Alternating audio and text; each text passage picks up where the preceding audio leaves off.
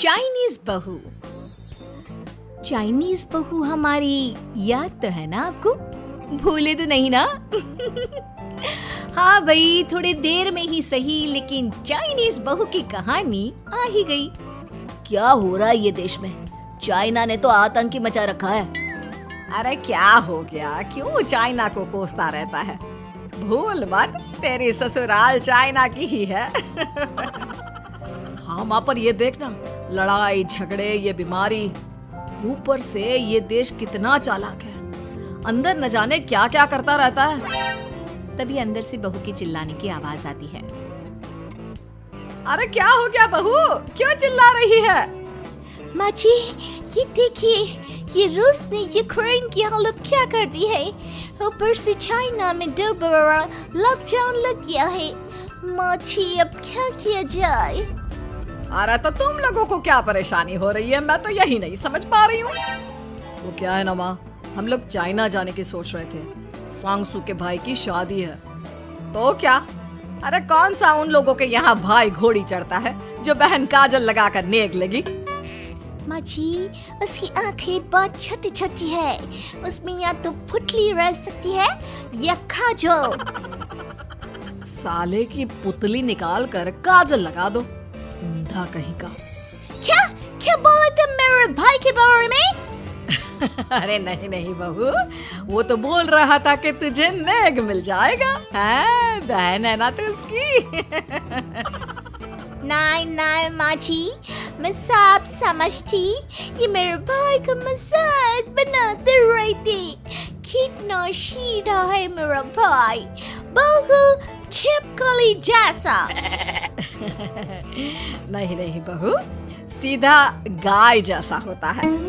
सही पकड़े हैं माँ जी। हाँ, तो मेरे भाई की शादी है, मैं चाइना जरूर जाऊंगी। तभी एक पड़ोसन आ जाती है। अरे नहीं नहीं बहू, तू कहीं ना जा। हम लोगों का मन कैसे लगेगा तेरे बिना? ले बहू, तेरे भाई के लिए ये शॉल रख ले, हमारी तरफ से गिफ्ट कर देना। अरे सब कितने अच्छे हैं। मेरी चाइनीज बहू को कितने प्यार से तुम लोगों ने एक्सेप्ट कर लिया। सच में बड़ी भाग्यशाली हूँ मैं। कैसी बात कर रही है? ये तो हम लोगों के देश की एक खूबसूरती है कि हर किसी को दिल से अपना लेते हैं, बस वो भी दिल से हमें अपना समझे। कैसी बात कर रही है आंटी जी? मेरे लिए आप सब सासू माँ जैसी ही हैं। मुझे भारत बहुत अच्छा लगता है। ये सबसे अच्छा देश है। मेरा भारत महान। वैसे भी लड़की की शादी जहाँ होती है वो तो वहीं की हो जाती है ना। जीती रे बहू, सही बोल रही है। औरत तो होती ही पानी की तरह है, जो जहाँ जैसे रखे वैसी ही शेप ले लेती है। आंटी जी, ये थोड़ा सा ज्यादा हो गया। समझ नहीं आया। नो प्रॉब्लम, मैं चाय बना कर लाती हूँ। फिर क्या, वो दिन भी आ जाता है जब बेटे बहू को चाइना जाना पड़ता है। वहाँ जाकर बहू का भाई कहता है, मेरे बहन आ गए, मेरी बहन आ गई। मैंने सबको बोला कि सब हिंदी में बात करेंगे, नहीं तो बहन नाराज हो जाएगी। थैंक्स बॉय, हिंदी मेरी भाषा है। अब मुझे उसी में बात करना अच्छा लगता है। आपने जीजा जी से मिलो। ओ बहन, तुम अंदर चलो। सभी बहू को अंदर लेकर चले जाते हैं, लेकिन सांगसू का पति, वो तो बेचारा चाइना के ससुराल के आंगन में अकेला खड़ा रहता है। काफी देर तक जब कोई उसे नहीं पूछता तो वो माँ को घर पर फोन करता है। हाँ बेटा, पहुँच गए ना कुशल मंगल? हाँ माँ, लेकिन सांगसू पता नहीं कहाँ है। वो तो अंदर गई है, तब से बाहर आई ही नहीं। अरे कैसी बात कर रहा है? तो तू अंदर चला जा, तू बाहर क्यों है? अरे दामाद है तू वहाँ का। उन लोगों ने तुझे बिठाया, चाय पानी कुछ नहीं पूछा? नहीं ना माँ। तभी सामने से सांगसू आती है। क्यों आप अभी तक तैयार नहीं हुए? और ये बैग लेकर क्यों कमरे से बाहर आए? इसे वहीं रख देते। कमरा? कौन सा कमरा? अरे कैसी बात कर रही हो? जब से तुम अंदर गई हो मैं बाहर ही तो खड़ा हूँ। बहू को बहुत हैरानी होती है और गुस्सा भी आता है। तभी उसका भाई और माँ आ जाते हैं। अरे सांगसू, अंदर खाना लग गया है। पहले ये बताओ कि मेरे पति को किसी ने खाना या पानी क्यों नहीं पूछा? वो भारत से ससुराल पहली बार आया है, वो भी मेरे कहने पर। उनकी इज्जत क्यों नहीं की? देख बेटी, तूने जबरदस्ती जिद में शादी की थी तो हम लोगों ने कर दी, लेकिन अब तुम ये सोचो, पूरी चाइना में मैं इस इंडियन को अपना दामाद बताऊं? So sorry. हाँ संगसू, और तुम भी चुप रहना, नहीं तो वो लोग मेरी शादी तोड़ देंगे। ओह, ऐसी बात है। कोई बात नहीं, मैं बाहर होटल में रह लेता हूँ, तुम वही करो जो ये लोग चाहते हैं। कैसी बात कर रहे हो? शादी के बाद पति जैसा भी हो, जो भी हो, पति होता है।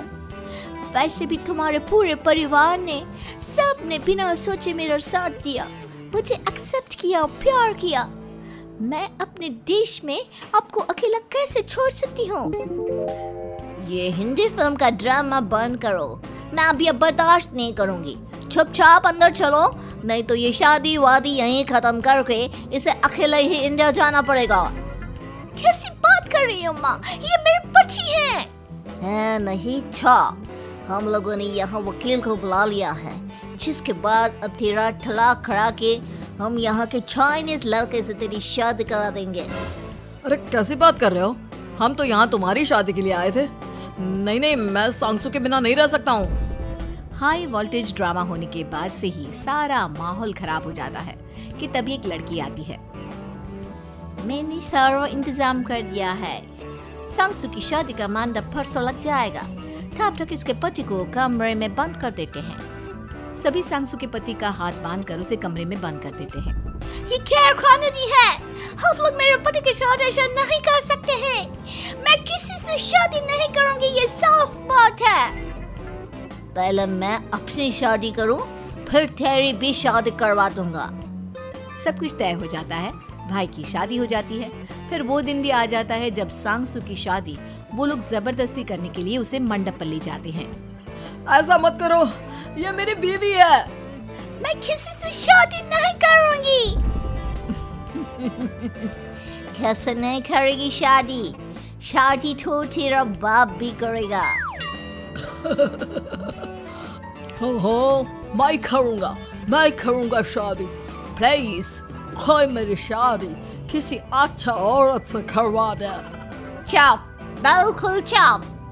फिर माँ सांगसू और उसके पति से कहती है,